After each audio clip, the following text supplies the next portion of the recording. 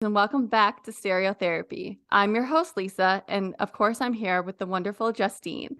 If it's your first time here, Stereotherapy is a podcast that showcases the importance of music and mental health. We invite guests to share their own story of how music has made an impact in their lives, and we also talk about our own experiences. If you like what you hear, remember to share, like, and subscribe wherever you get your podcast. I know you hear that often, but it really helps our show out. You can do that and you can head over to www.stereotherapypod.com, hit the subscribe button, listen to the podcast, read our podcast blog, and check out some other cool stuff over there. We are also on Instagram at stereo.therapy, and you'll look for our same logo you see on the podcast, and we are there, and you can go ahead and follow us there as well. We'll post a lot of our teasers and other cool stuff on that Instagram page. We will continue our shows celebrating the albums turning 20 this year. And I wish we could talk about all of them, and maybe we'll revisit some, but trust me, so many have really impacted us. And if you like these kind of things, let us know. Maybe we will do it again in the future of some of the albums we didn't get to talk about. But there are so many important records, and we're going to dive right back in into the year 2003. And I'm going to go first and share this album that I had to go back, and I forgot it was turning 20, and had Justine not kind of tell me about it, I would have overlooked it because I had to double check this list multiple times, and I can't believe I overlooked this one. And I knew it was an important one for Lisa too, so I was like, "I hope that's on your list," because I don't know, I never saw it, and so I'm gonna go with the Yeah Yeah Yeahs, Fever to Tell, and I absolutely loved and love the Yeah Yeah Yeahs, and to this day, and Karen O is one of those women in music that really truly shaped who I am and who I was as a person growing up. I know a lot of people, maybe they went the pop route of, say it was like Britney or, any of those other just pop powerhouses that were around. And that's great, but I never fit that mold. And so someone like Karen O, it was just so incredible to see that. And, this band was also a big reason why I wanted to move to the East Coast. We talk about how a lot of the, emo bands, I guess you have to call them, shaped us and myself. Um, and they absolutely did. But the Yeah Yeah Yeahs were just so special for so many reasons. And the whole kind of New York lifestyle they brought to it. And maybe it was just Karen being this incredible front woman. And again, this energy that really drew me to her. And again, like not downing anyone in pop music, but it just seeing people like Karen O up there commanding that stage and letting out these screams, but then being able to go into these soft spoken moments was just so incredible to me. And I really, at that age, hadn't really heard of anyone doing that. And I'm sure there are artists that were, they just weren't on my radar at that time. But on this record, you've got Date with the Night that really showcases what I was just talking about there. And I just have never still heard that vocal like Karen O. And whenever I go back and listen, I'm just like, yeah, I love her. I love the Yeah Yeah Yeahs. And I know that the song Maps is the forever fan favorite. And, I know that that's the one song, no matter what, people know. And even the music video itself is so interesting. And it's a forever favorite of mine as well, even though it's like one of the most popular ones. And Pin is another track on there that is one of my favorites on this record. And although I don't have some really deep meaning, or maybe I shouldn't have at my age at the time listening to this looking back, but the sound of it still to this day and all the layers that have just been so special musically to me. And I'm so still heartbroken that I have never seen this band. I have never been able to see the Yeah Yeah Yeahs, and they are on my bucket list, and I'm hoping one day I can finally see them. And I feel that, even at the age of their band and hitting this 20-year mark of this record, um, they're still out there and better than ever. And I just feel like anyone that's ever seen them, they're a must see. You have to see them. And really just please go check out the Yeah Yeah Yeahs. If for some reason they maybe weren't for you when you first listened to them, or you just never really got into them, whatever it was, because this record, I feel like it has something for everybody. And maybe some people might put it on and be like, I don't know about this, or, or a female fronted band. I know some people just aren't into that, but there's just something so special. And you know, Karen O has just so totally rubbed off on, me, and she's someone that I would definitely, if I ever met her, I would just be in awe. Like, I don't even know, she's one of those people that I would not I don't even know, I would be starstruck. And then maybe to her, meeting fans, she wouldn't, you know, have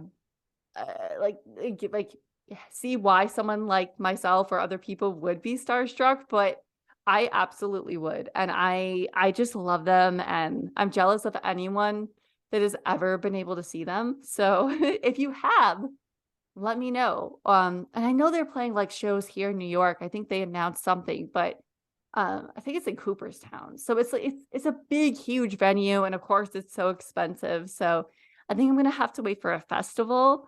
um, but Justine, do you have anything that sticks out about the Yeah Yeah Yeahs, or were you a fan at all of this record or them? Yeah, I love the Yeah. I think Karen O is just so talented, and like you've said, like, she's an amazing female rocker for just, like, Mhm. any girl to look up to, and I was so excited to be able to go see them at Riot Fest Oh last my year, god, but, Lisa knows, like, because I talked to her about this, but, like, when it came to the 3rd day, I was in so much pain, so we didn't go. Oh, that's right, they were on the Yeah. 3rd day, that's They right. were the 3rd day, and, like, I was in so much pain, and Tim was struggling with, like, his sinuses so bad, and he was just looking at me, he's like, "Babe, I know that, like, you were excited to see the Yeah Yeah Yeahs and Nine Inch Nails tonight, but," he's Yeah. like, "you look like you're really struggling, and I don't feel too good. Can we just stay home?" And I was like, "Yeah." So, like, didn't go, but yeah, I think they're wonderful.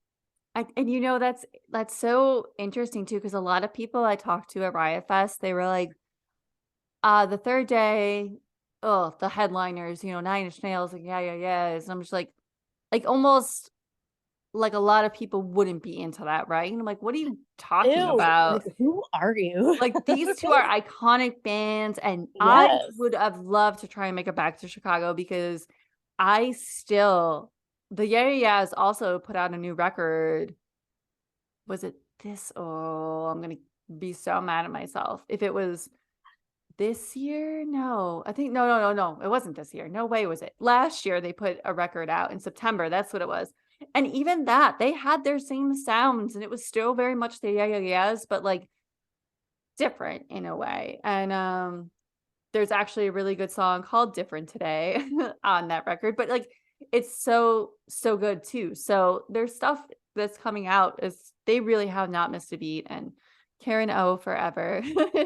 Um, but Justine, what's gonna be your album you're gonna share? So, my first record is the Used self-titled album, and first off, listen, I know that it's the 20th anniversary of the reprise of this album, but it's my choice, so too Yes. bad, and y'all are gonna have to hear about it anyways. And you know what? Even though it's technically right, someone will fight it and say something, it still means a lot to you, and that's what this podcast is about. So Yeah, I mean, let's do so it. just deal with it, guys, okay? Yeah. Um, but this had always been my favorite Used album. These songs are just so relatable, not just for somebody who struggles with mental health, but also anybody who just feels ostracized. I've gotten to see them live quite a few times, and they put on a really great show. Mhm. Bert just knows how to pump up a crowd, and on my very small attempt of trying to learn the guitar, I was trying to learn how to play on my own, and that song alone has a special place. Well, still has a special spot in my heart. Um, I was a teen who was very depressed and was very outcasted, so the words just really struck me when I had heard that song. Um, and today looking back, the lyrics, like, I try to hold it all inside, something is missing, but what do I know? And, like, so now it just has that added element of what was missing for me was, like, knowing that I was autistic. So, like, I was having all these struggles and I never really understood why I was different or why I was so depressed and I couldn't get happy. And now I know it's because like there was a missing like element of what was going on with me. So this album just really struck a chord with me. And it still does. I love that album to a whole still to this day. I remember I On My Own was one of my favorites, especially live when they would do it. It just was so good, but I loved this record so much, and it's like you said, like, I know they toured recently with I think it was Rise Against and Senses Fail, and I didn't get to go, but they still from videos I saw and I was looking at, like, again, they still have it, and a lot of these Yeah. bands still have it, and The Used was one of those special bands too because they were so different. Like Yeah. like, in the lump of whether it was a post-hardcore band or all the pop punk or whatever going on at this in these years, like, they just really stood on their own.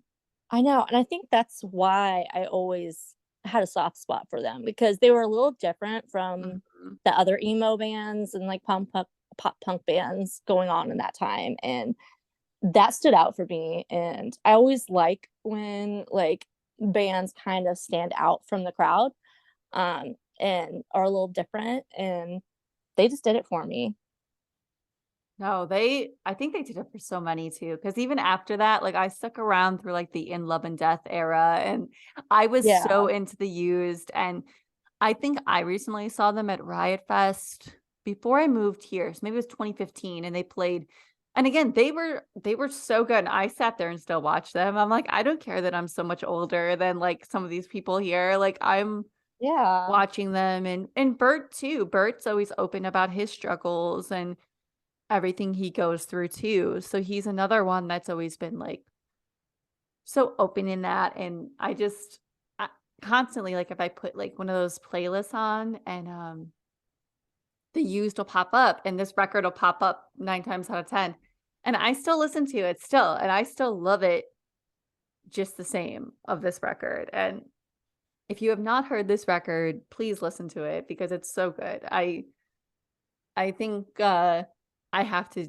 go back to it too and listen to it and get some memories, but did you ever have, like, a favorite memory, like, seeing them? ooh, so I don't know if this festival still exists anymore, Yeah. but, like, there was the Taste of Chaos. Oh, yeah. Do you remember that? And it Yes, I was, like, do. sponsored by, I think, like, Rockstar Energy Drink or something Yeah. like that, and I saw them play with Chiodos Mhm. and oh gosh, I can't even remember what I think there were a couple other bands there. Oh, Yeah, I it was, Aiden, I think that was the that's one band, and there was another one that was, like, a little smaller, not as well known as the other ones, yeah.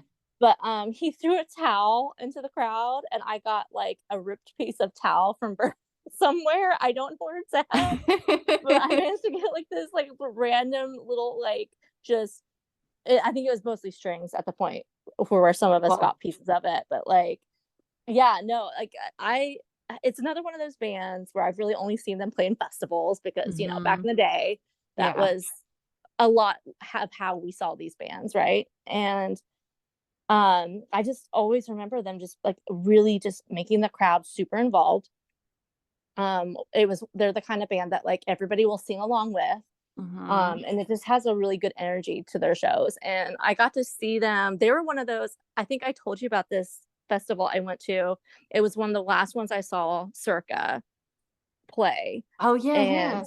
I can't remember the name of it, and this is terrible, but, like, it had a bunch of random bands, so The Used was there, Circa was in it, Thrice was in it, um, was it who else was in it? Sum 41, Oh, wow. and oh my gosh, I'll I have to can't look that up remember, and like, find out what that it is. you will, because I cannot remember what it was called, but it was kind of like a weird eclectic, like, variety of, like, people on it, and,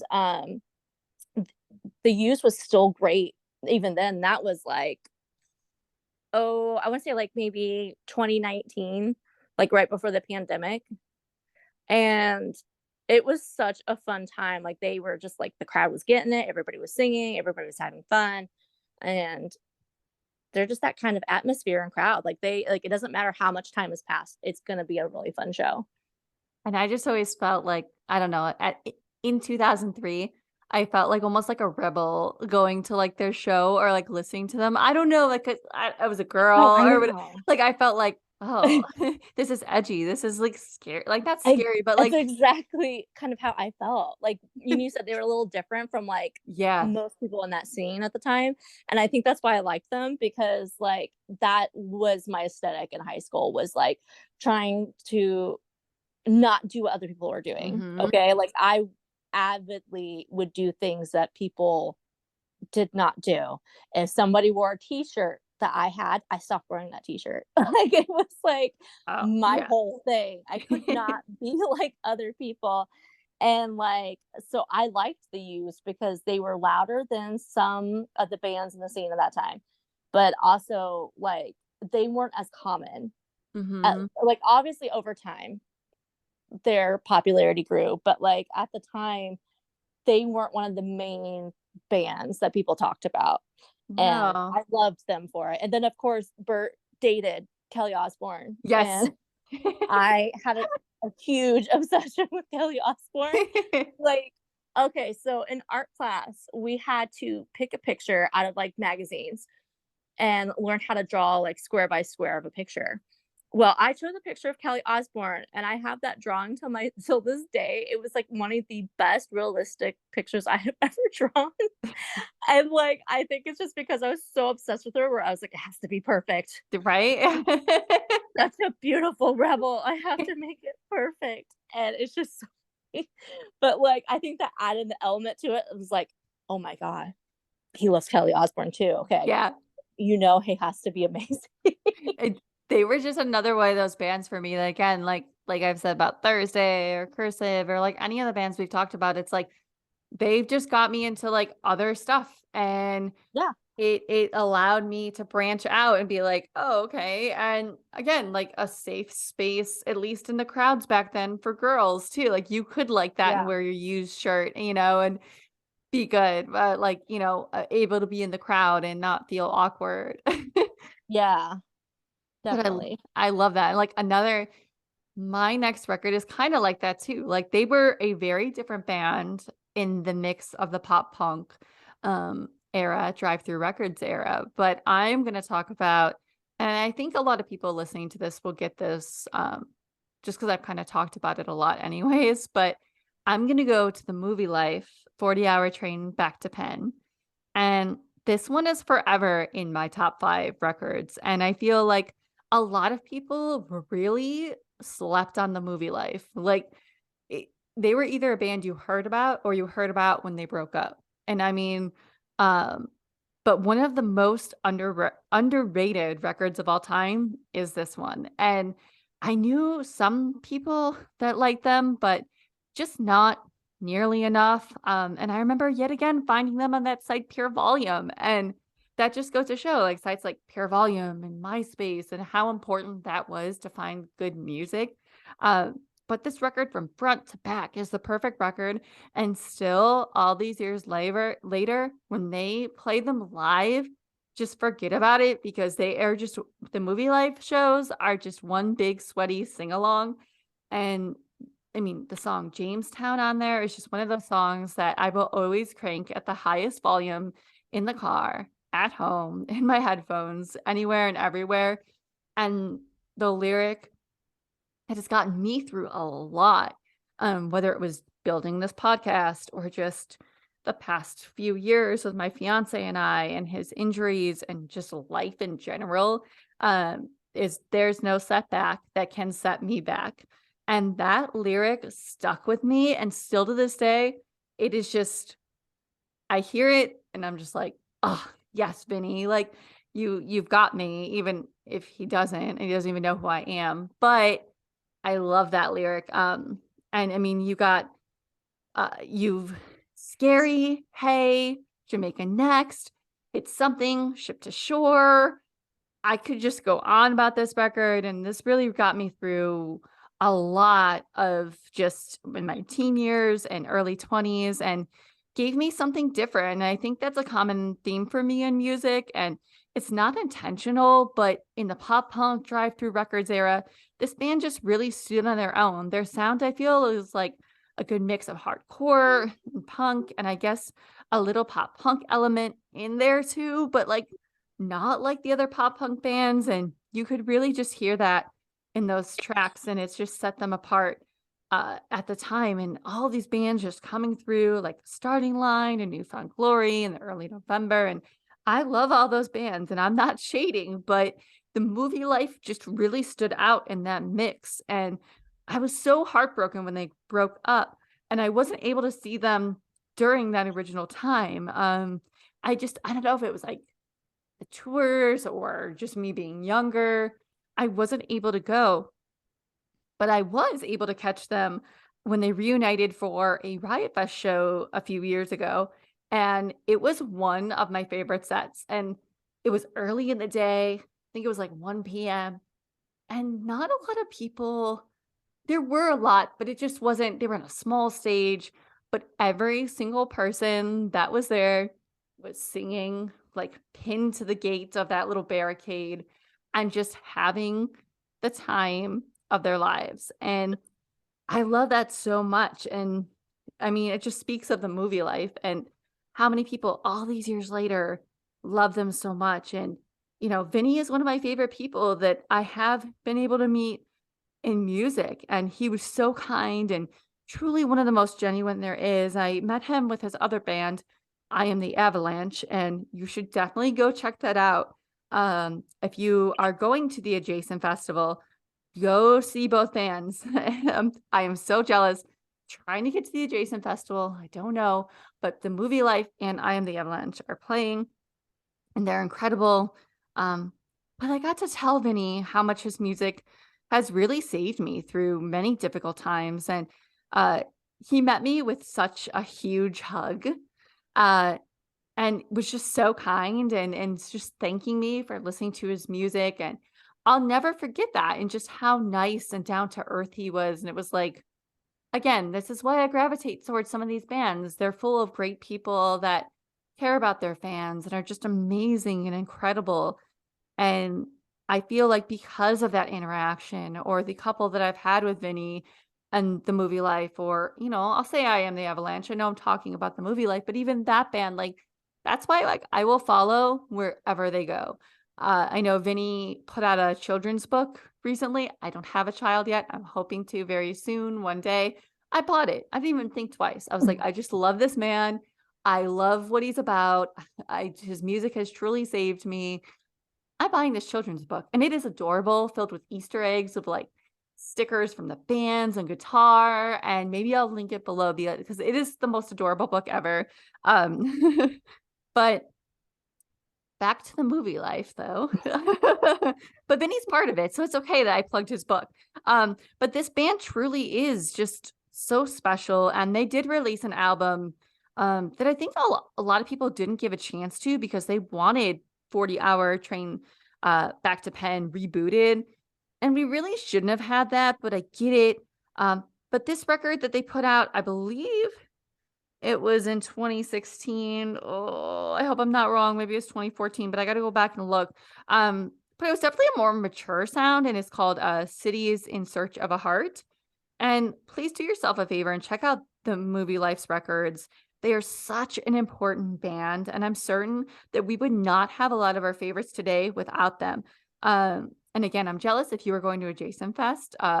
Please let me know if you check them out. But the Movie Life is just such an important band. And I remember the day they broke up and people being so heartbroken and just so sad about it, and me just finding them and I was like, "Oh shit, like I'm never gonna see this band." Like, but luckily I did. So dreams do come true and you can see your favorite bands, but I just love them and I can't wait to see them live again, and they're such a although a great festival band, you have to see them in a venue to get the full impact of, Vinny getting in the crowd and the crowd just singing every single word to every single song, and it's it's just one of my favorite records.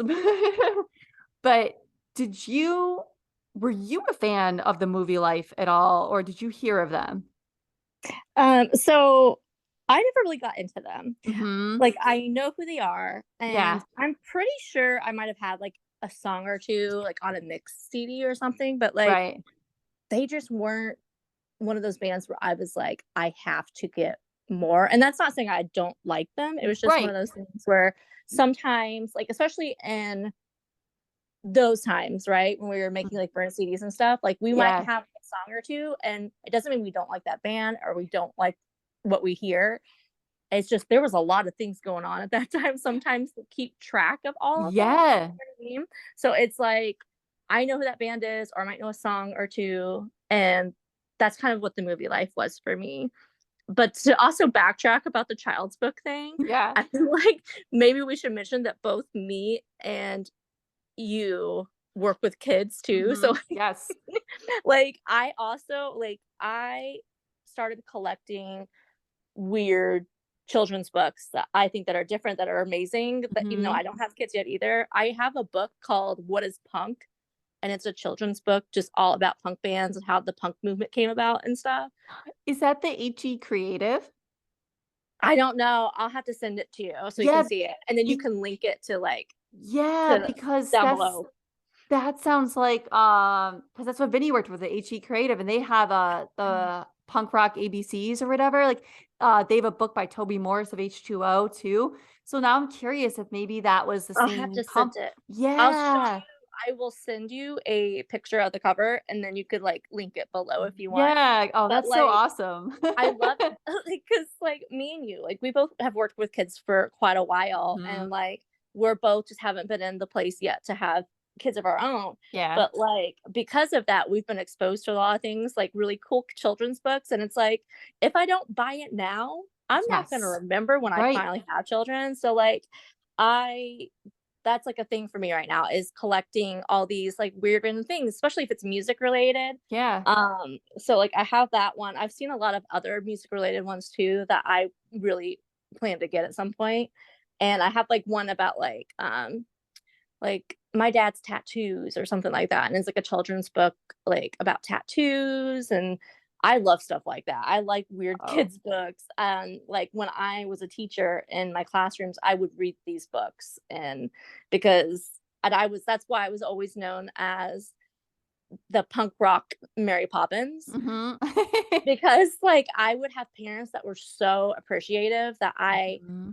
had these outlets and they could have somebody important in their kids' lives to teach them about these other you know, music cultures and stuff, and they felt trusted in me and exposing kids to other music. And I told Mhm. Lisa about this once too, because I'm like, when it comes to punk, one of the first bands that I will play for younger kids is Good Charlotte, because it's upbeat without always getting too risque or Mhm.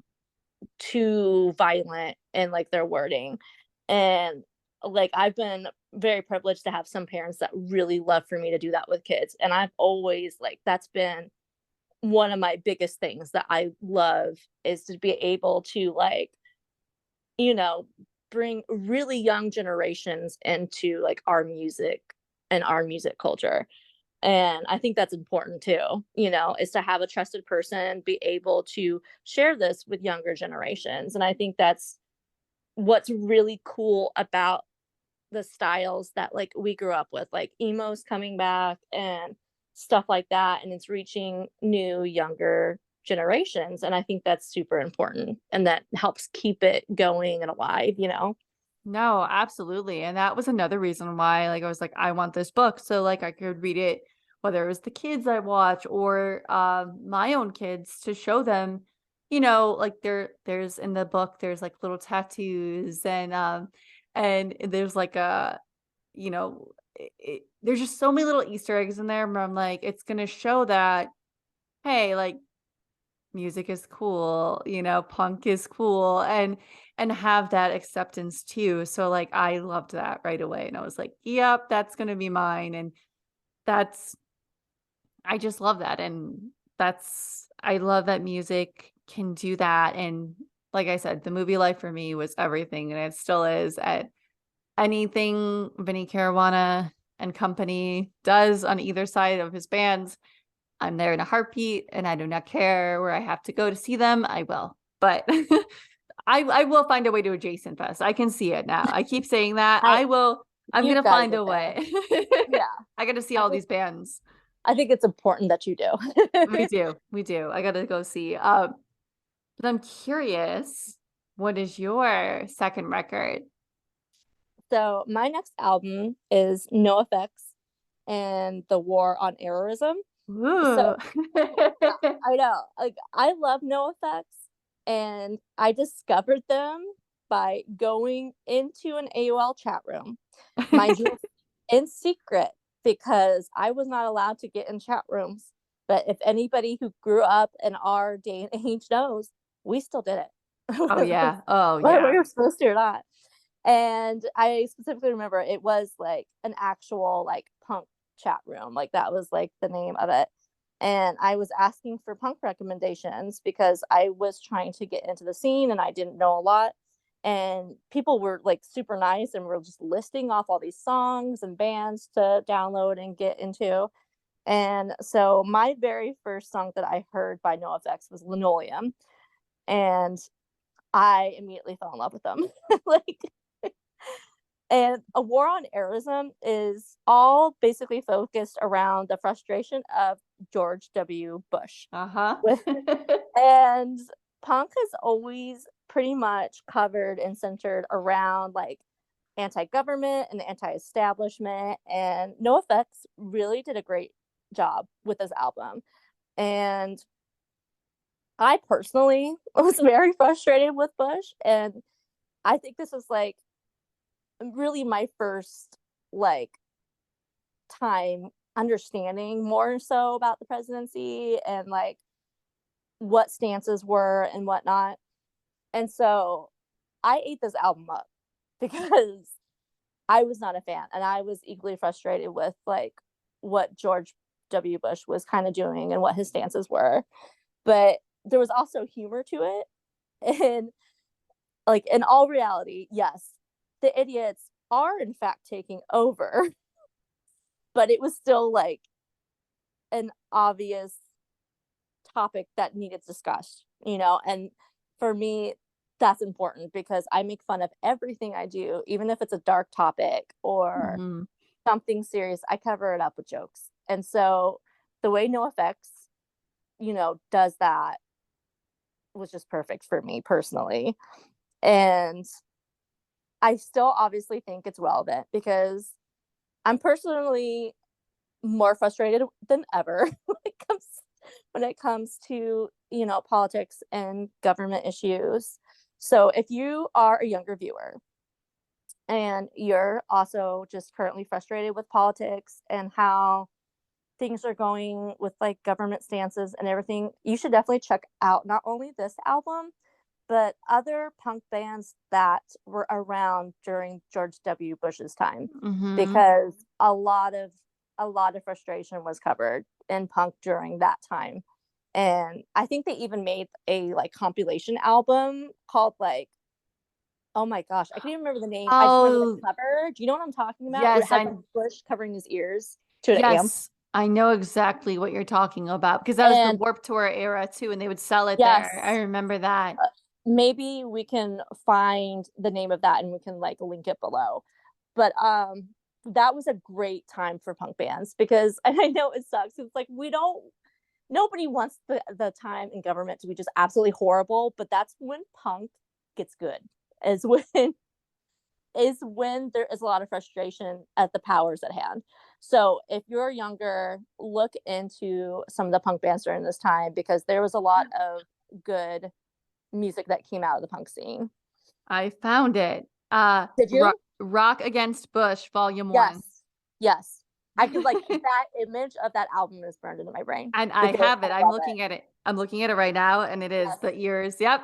Yes. I told you, I'm like, I knew the album art. I just couldn't remember the name of it. But yes, maybe we can like link that below in case people want to look into more about that. Oh yeah, no, I'm looking at it. Wow. That's crazy. I feel totally forgot. I Yeah. didn't forget about it. And I remember like the Not My President. Yes. The That was t-shirts. yes, that was Yes. everywhere too. And I just feel like, well, I wasn't a big NoFX fan and I'll never pretend to be. I always respected them a lot because I feel that they were one of the last kind of era of that punk sound, like not the pop punk or not the hardcore wave or all of that, but I just that truly was like I just feel they were that special punk sound, like Anti-Flag, and all those Yeah. bands, and I just feel like, just really, really special, so I feel like even though I'm not a huge NoFX fan, I always have respect, and anytime Fat Mike speaks on something, I Oh, listen. Whether I agree with it or not, I wanna know what he has to yeah. say. No, he like his interviews and everything, I just love to hear him talk. And I think another thing to mention about there's this documentary called The Other F Word, and it's all about people that are from well, guys that are from punk bands that are dads now. Yes, I've seen that, I love Yes. that. It is one of the best documentaries I've ever seen. So, and I'm Yes. wasn't he in that? I think he might have been I in it. wanna say him, I know Tim McElrath from Rise Against was in it. Yeah. Um, was it Mark Hoppus? I think Mark Hoppus did a little something in it, I'm trying to think, but yeah, no, I but I loved loved that documentary, mhm. and that's definitely a documentary to check out if you want to Now I'm just gonna know more about like the punk, scene, especially in like, late 90s, early 2000s punk. now I'm gonna Um, look into that. I'll look into oh, that it's so even good. tonight because I wanna see because I don't know if G has seen that because like, he might Oh, like it's that, and so good. I love that one, and, oh, no, Yeah, and I feel like now I do have to listen to some NoFX too, just to you probably because, should. again, I've always had such a respect, but they were another one of those bands growing up that I feel like I couldn't listen to because a lot of the guys around me, Yeah, it it's was, big. "You It's a can't thing listen to this." when you're a girl, and especially in our time, like back then, like it was very discouraged, and you were made fun Mhm. of. So like, Yes. and I had even like off podcasts, like I've talked to Lisa about it, where it was just like because I was very much into punk, I was into like actual like classic kind of punk, like the Clash and everything like Mhm. that. And I loved NoFX, and I was into actual goth music, like well, which I would be interested in doing that in an episode in the future about like the goth influenced bands. But like I was into things like The Cure and The Smiths Mhm. Oh, same. and you know, all those kinds of things. And guys around me constantly were calling me a poser, Mhm. were saying that I just wore t-shirts that had bands on it and I didn't know anything about them, Yeah. uh, which all was not true. But it comes to the territory, at least back in the day, it's still happening, which is frustrating because like you think that somehow we would have gotten a little more leeway, Mhm. in that idea. But we dealt with that a lot. So I'm not surprised if that was part of it for you. But I Yeah. was also at that point in time was to the point, like I told you, I was very much like, I'm gonna do what I want to do, and Mhm. especially if it's something that people don't like. So it was like um very much my aesthetic.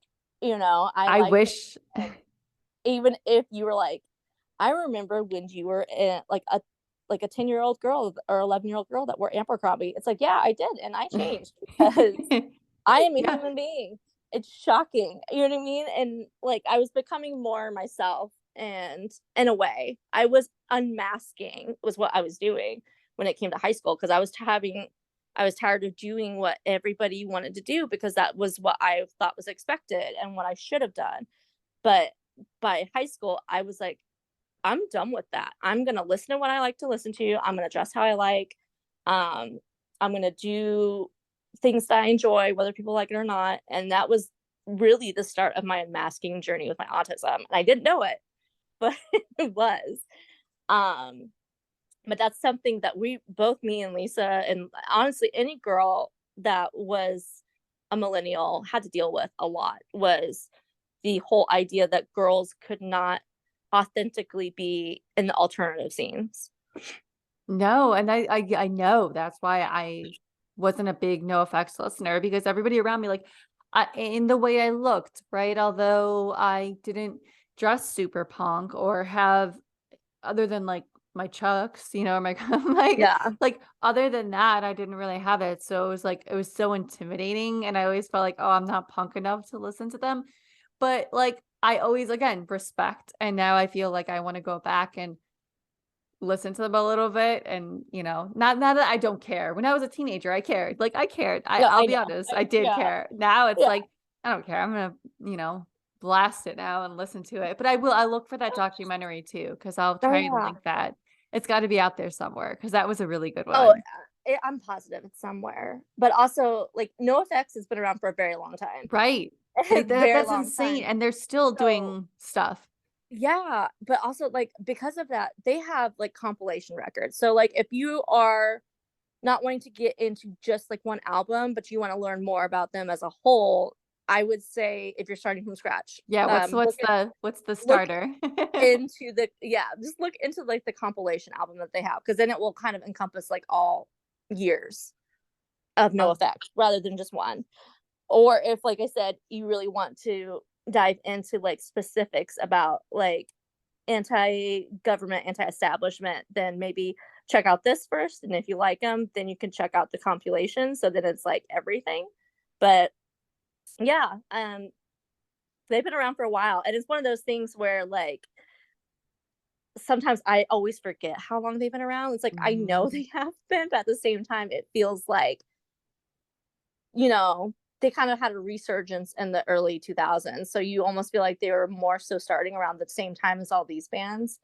No, they've been around since like early 90s. Oh, So, yeah, like, I remember those early Warped Tours I went to, and they were on the Warped Tour, and it was like, "Oh, no effects, no effects." And again, I felt very intimidated to be around yeah. them and watching them, but it was like it was wild to think that, like, in my mind, "Oh, all these bands are just starting out." No, they're not.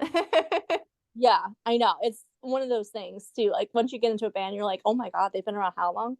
And it can Mhm. be absolutely shocking.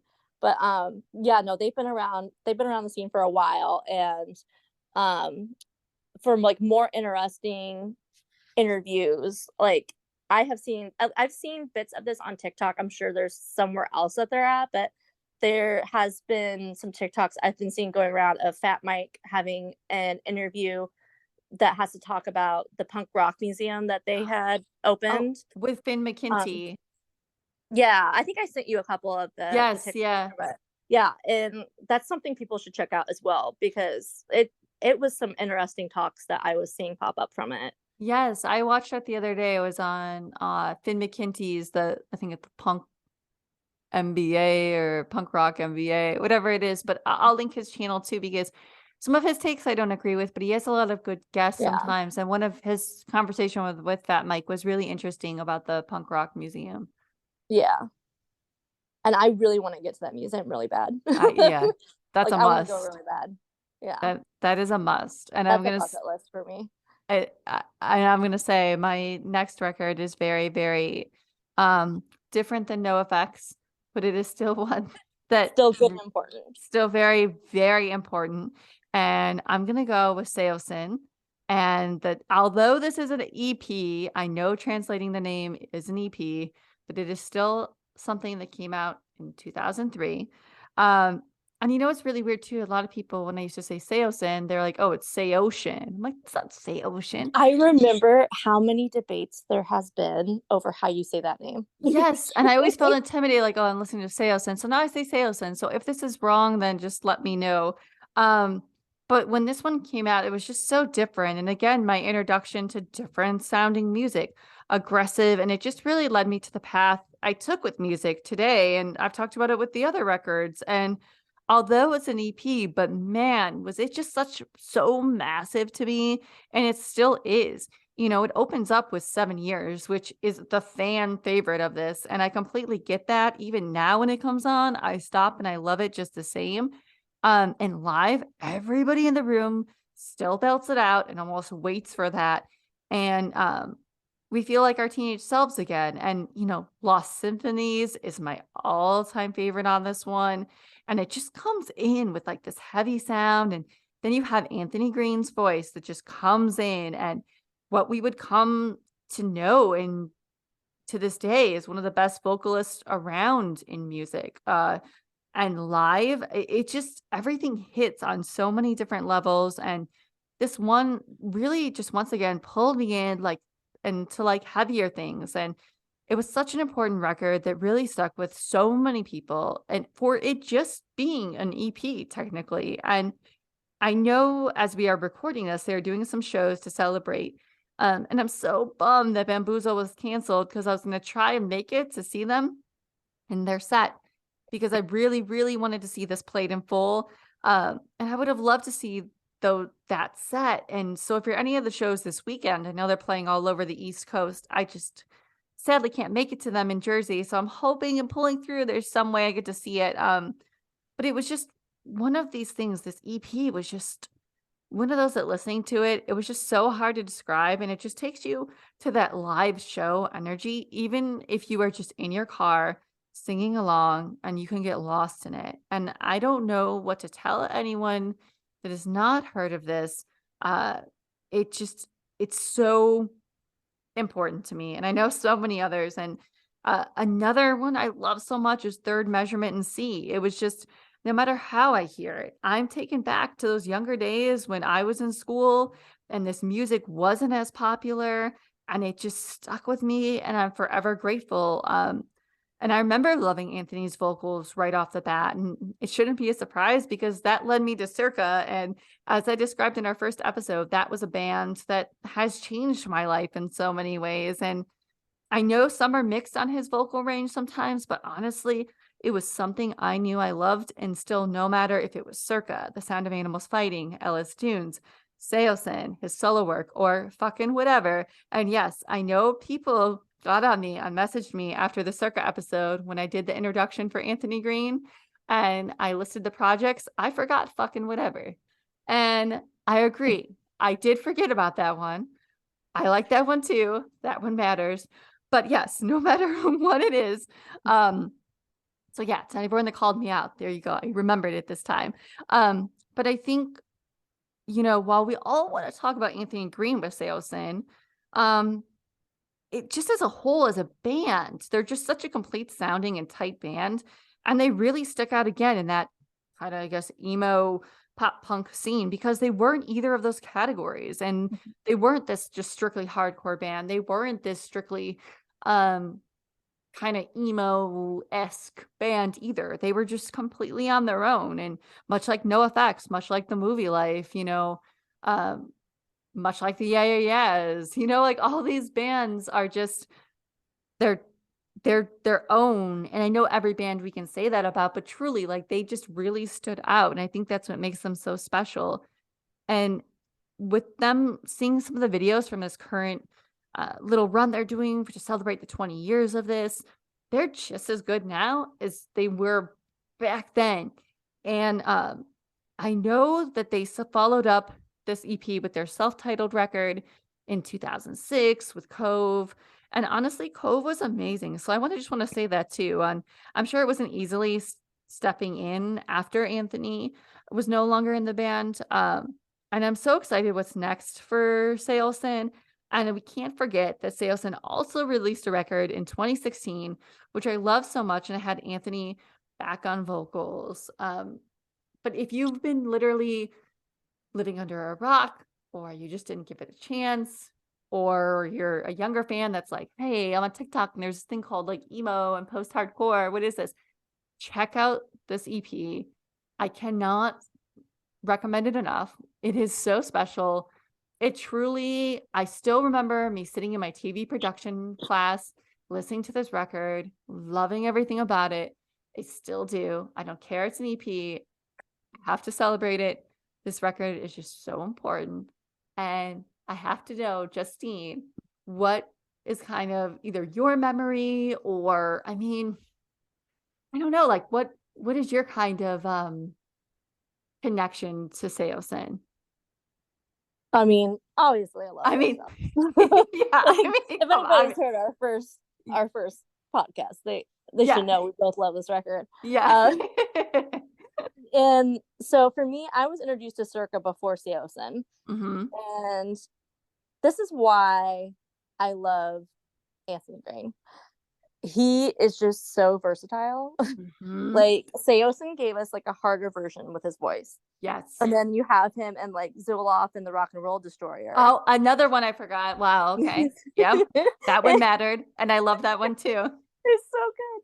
And Oh like, and god. then his solo stuff, right? Which Yes. were more like Oh, poppy and like upbeat kind kind of of folky feeling. a little bit. Yeah. Yes. And then you have him in Sounds of Animals Fighting, which gave us like this weird kind of experimental kind of sound. Yes.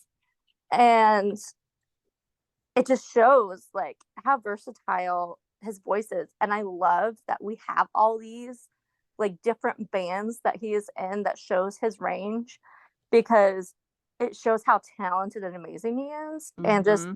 I have loved everything he's been a part of. There has Same. not been a single band that he has been in that I have not liked.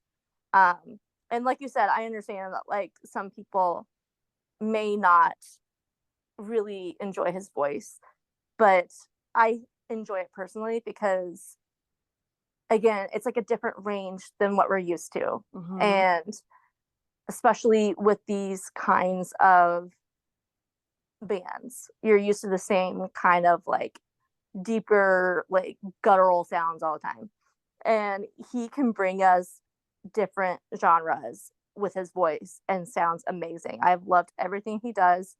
And I I can't talk enough about him and not sound like a weirdo. So like, but like I love it, and I got to see Saosin when they first reformed with Circa, not Circa, sorry, when they first Circa on the brain, but I got to see Saosin when they first had Anthony come back to the band and they started touring again, and it was awesome. I loved seeing them live, and it was so awesome to hear all the songs from this Mhm.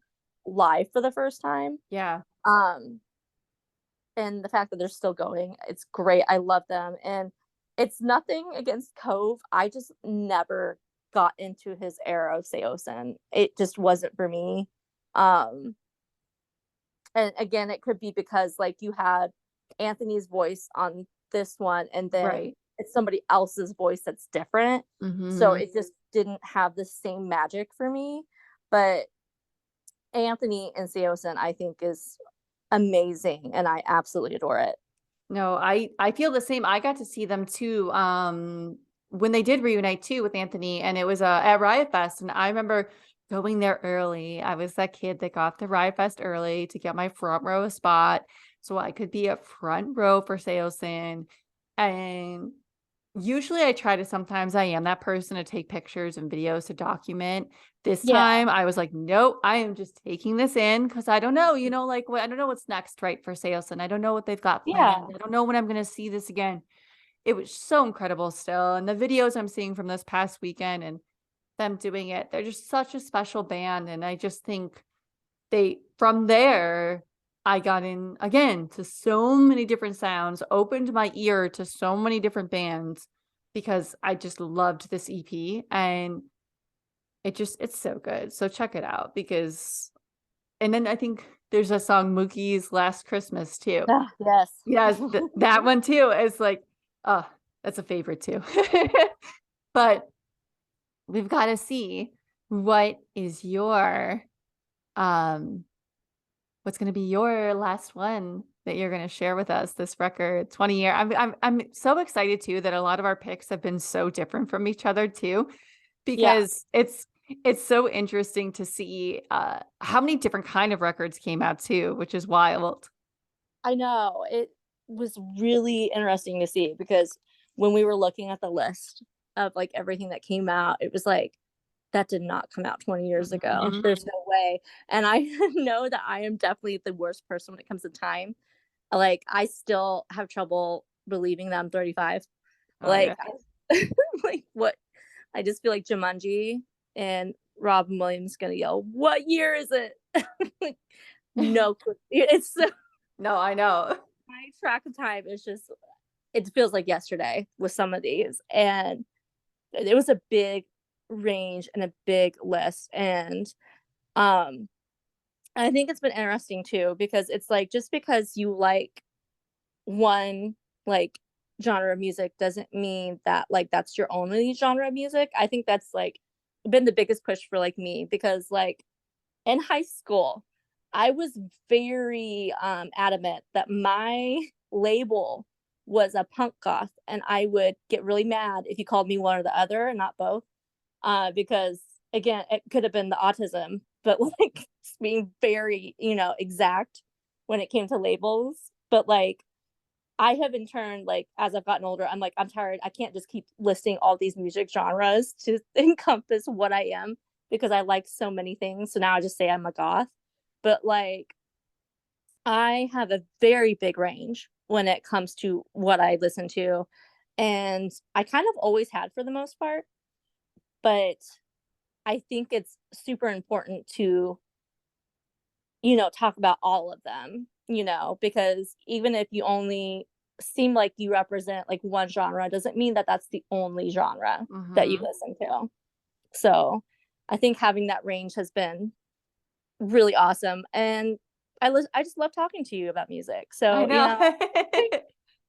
it's been nice, and we've talked about this before, being girls and liking any kind of especially alternative scene where it's like I have never had this outlet to talk about all the music I love, and even with friends, like, I never had a lot of friends that liked a lot of the things that I did musically, and still don't for the Mhm. most part, unless Yeah. I've met, like, online.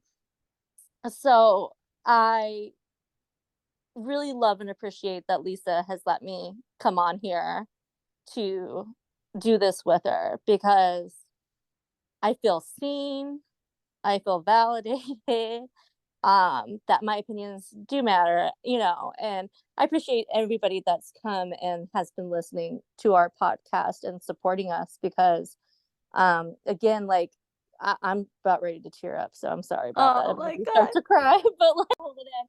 But, like, this is not all this has been a super important project to Lisa. It's been super important to me for her letting me join her on this. And that's one reason why I pushed her to keep going too, because this is an important thing, especially for being female or just female presenting. Um, our, values and criticism in music a lot of times don't get listened to.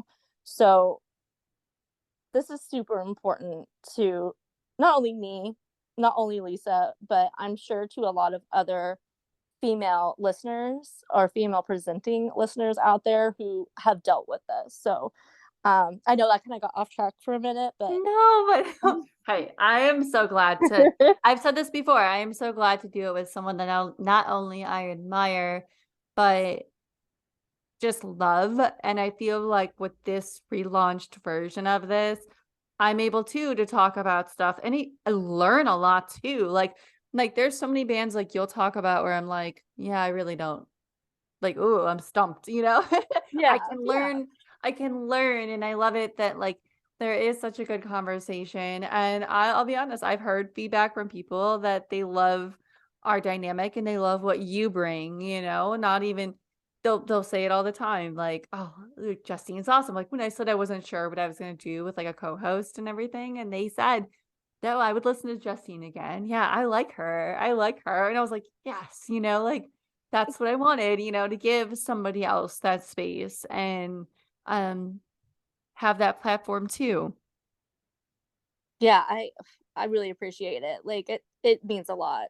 Like, me and Lisa have always been online friends for years and Mhm. everything, and we've always connected through music, but, like, this has been a big deal for me, and, like, even my boyfriend can tell, and it's just this is something that I've been needing to be able to, openly talk about for, oh my god, probably since, like, early high school, and I didn't have the Mhm. outlet. Oh. So, you know, having this outlet has been amazing and has as somebody especially that's been going through autistic burnout, which is very debilitating in a lot of ways, and, trying to be the most authentic me that I can be, like, Lisa has very much helped that in my Oh. healing journey, letting me come on here with this. And for all of you that are listening and, caring what not only I have to say, but what Lisa has to say. Oh my god. You're gonna make me tear up too I'm because it's like, sorry. oh, I'm sorry. no. It's a Saturday. Welcome. Happy Saturday. You're gonna have to listen to a couple girls cry on Yeah. air. It's Oh, like but that's what's so great about it. It is. And then I do. I'm so glad we're doing this. So it is. It is. But oh, well, anyways, before I start crying, I'll move on. I think I Um, know what your last record is, I'm but I'm sure you do. Because we talk about this band a lot because of me. yes. So, Yes, we do. at least off podcast, I talk about this a lot. I haven't really dove into this black hole yet, but here we are. My my next album is Blink-182 self-titled. So, it's no surprise here if you've heard me talk about any other way that I have discovered an album or a band that somebody gave me a burned copy of this CD because they knew I loved Blink and they wanted me to listen to this. And I remember when this came out that there was actually quite a lot of mixed feelings about how people felt about this when it first came out because it wasn't the same goofy, like perverted, like songs that we were used to by Blink. And I think for me, that was one reason why I was immediately drawn to it. Um, and I was already during this time, I was already very insecure. And they had Robert Smith come in and sing Yes. on all of this, which is amazing. And so, like, I'm already in but 2003 was about the beginning stages of me diving into goth culture and goth things. So whenever Blink was doing this kind of like darker thing and then had Robert Smith on it, I was like, oh my God. I love Blink from before. And then Mm. this happened was Oh, like in the midst of me going through this like, transition in how I dress and my music, it was like perfectly timed, you know? And there was so I'm gonna go on a little tangent here, but it's still kind of related. Okay. So there was a line talking about Nightmare Before Christmas and I Miss You. mhm. Yes. And I had been obsessed with that movie since it came out when I was really little. So that came out in like 93, I think. So I was a huge fan of it from the time it came out when I was really young. And I know people like to be all like nowadays make fun of people with all this nightmare stuff and how it's everywhere. But early 2000s was the first time that we ever got any Nightmare Before Christmas merch. Like there wasn't any of it back when it first initially was released. Okay. So like when I was a weird little kid that loved this creepy little Halloween movie that had amazing songs in it, like there was not stuff for it. All I had was my VHS tape. The cover was black. And like I remember that specifically because like, most VHS tapes that have that like Disney cover, it was like white with the Right. cover over it. Well, the Night Before Christmas one was all black. And I have been in love with that movie since I was young. So when it all started to come out and all the merch started coming out, that was when this was in this song. Okay. So like that was another reason why I was like, "Oh my god, they're talking about Sally and Jack. I know Mhm. exactly what you're talking about, Mark." Like, Yep. it was like, it's another, silly, quirky little thing to include, but like, listen, I love Nightmare Before Christmas so to this day, and I don't care. I will have things with Nightmare Before Christmas all over it, all I want. It is my inner child healing, and I'm gonna do it. So I don't care if you make fun of me. But I also just really love that music video for Miss You Too because it Oh, was yeah. beautiful and like dark. They had all this like white powdery makeup on to make them just look extra like sad and like Yes. dark and quirky. I loved that video. Um Blink is just one of my biggest comfort bands. They end up in my Spotify Unwrapped every single year since they've done the Unwrapped thing. Oh my And it's gosh. gotten to be a joke. So, like, whenever me and my friends are like looking at our Unwrapped stuff, like they'll ask for mine, and then Blink's almost always number one. And they're just like, of course, Blink's number one again, like every year. And Mhm. I'm just like, I'm so sorry. This is just same things every year. Like my Unwrapped, I feel is like almost always the most boring Unwrapped that you Oh, can. so is mine, yeah. It is literally almost this, like I said, like most of them are the same things every year. Every once in a while, there's a few things like changed, especially if it's like a new album came out from somebody I really love, then that Mhm. will get put in there for a new year. But like, it's almost comical because it's just one of those things too. It's like, let's see if we can see the autism in your Unwrapped Spotify because I would be the poster child because it's like same thing almost every year. But I love them so much. I even loved them when Matt Skiba was in the band. Mhm. But then again, like me and Lisa have talked about that. Like we're Alkaline Trio fans. So if you are a fan of Blink 182 by themselves and you're a super huge fan of Alkaline Trio by themselves, and you hear one of those people are joining one of the other bands, it's like, oh my God, okay, I'm gonna listen. This Yeah. is gonna be cool. And it was like, I was all for it. And I still loved the music that came from that era of Blink. It is a little different because it like, yes, it might not exactly sound like Blink, but if you love these two bands like separately, I feel like yes, you're probably still gonna love this, even so, like without the iconic like Tom's voice. But I do love that Tom is back. I really wish I could see them on tour this year. I've never seen them live ever. I'm really hoping that now that they're touring again, that there's gonna be more tours soon in the near future, and then maybe I can finally go see them. I'm kind of thinking that one of the biggest reasons why this tour ended up being so expensive has mainly just been because Tom is officially back with the band. And it's Mark coming back for the first time after his cancer. So I'm hoping that's the main reason why the ticket prices were so outrageous. So I'm hoping that tours to come, it'll be a little more affordable and I can finally get to see them finally, I hope you but do too, because they're it's not just people do saying, I'll joke like, "Oh, live, oh, this."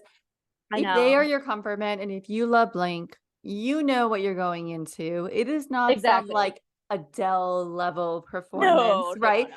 It is Yeah, Blink-182. You're getting fart jokes, you're getting dick jokes. exactly. It's like It's I'm not Blink. going, like, I don't like Blink because they are just so like vocally like beautiful voices, Mhm. right? Like it's fun for me. I love stupid jokes. Like like sometimes I am like a 12-year-old. You're gonna make a fart joke. I'm probably gonna laugh about it. Right, just yeah, Like it's if you're gonna make jokes about men's body parts, I'm probably gonna laugh about it. I'm just you don't go because they're so like, you know what I mean, like vocally trained.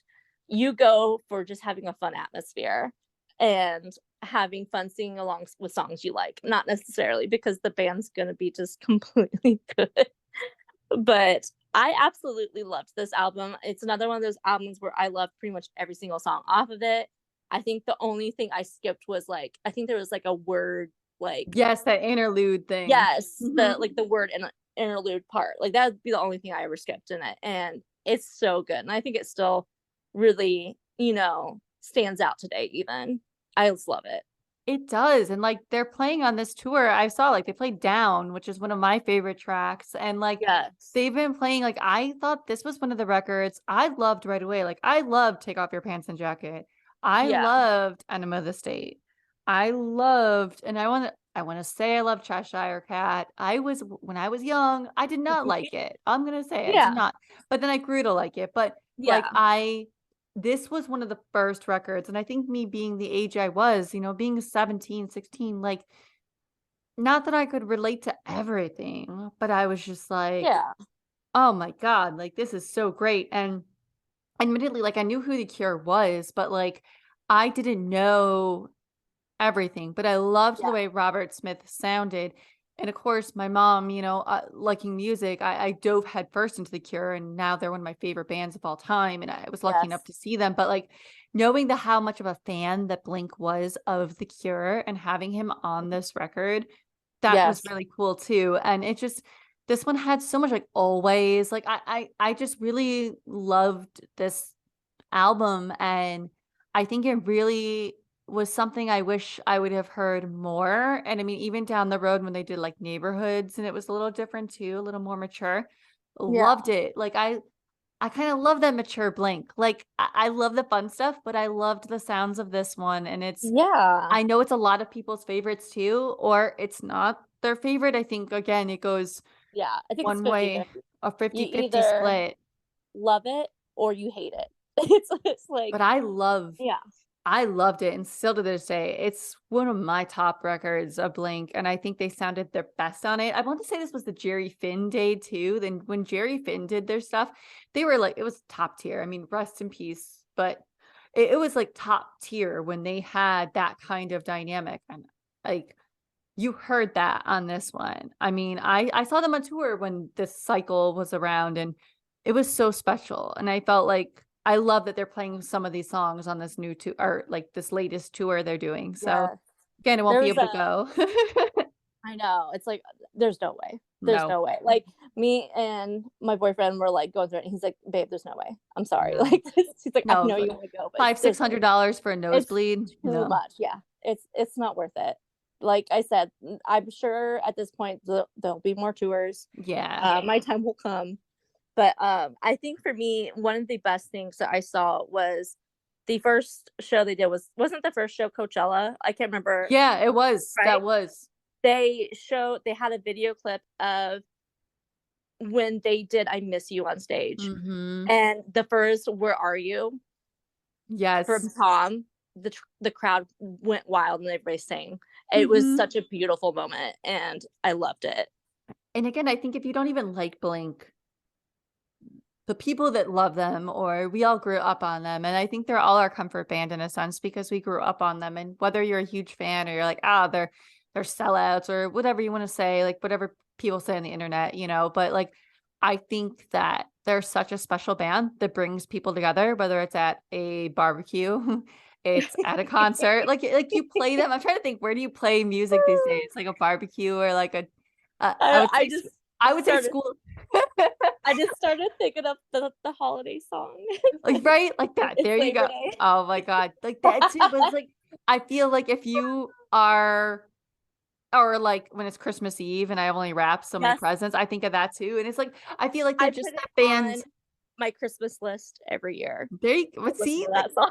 it's like that's how it is, like those they bring people together, no matter how you feel about Blink, and I think that's what's so special, and it was special about this record, and they're just such a special band, and I'm just so glad that Mark is healthy, and anyone like, as much as sometimes, like, G calls me a hater because I say, "Oh, like, expensive tickets or this and that," Yeah, and I'm more so bummed, it's not a bad thing, but I am so stoked for anybody that was not like me that saw them in the early days or even 2013 or whatever it was, and that you get to see them for the first I'm thinking that kid for the first time gets to see Blink, like or like yeah, you, if you get to finally see them. yeah, For yeah.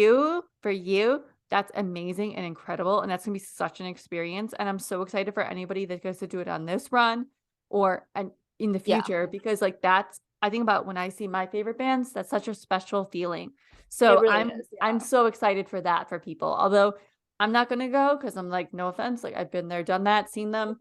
I'm yeah. not spending that money." Yeah, no, it's one of those things where it's like, "Hey, if you've got that money saved somewhere For sure. and you get to Yeah, go, like, have at it." That is so awesome. Like, absolutely. I I not unfortunately am me. not one of those No. people. Not me. Yeah, I've been looking because I love Turnstile too, so I'm like, "Oh my god, both of yeah. them, holy like, oh, give me that," but I just can't, but I do. I and if for some reason you've never checked out this record, please go check it out. I doubt anyone listening to this has not, but, uh, Yeah, go like check it out, and I know that we're not gonna do another episode. I thought about it, but I was like, "Ugh." But I just wanna do a little something here before we wrap up, if it's okay. It's gonna be like a little quick, like, recap of some records that I would talk about, but we're not gonna fit them in. And I'm just gonna say my honorable mentions, but they still mean so much to me, and I know a lot of people.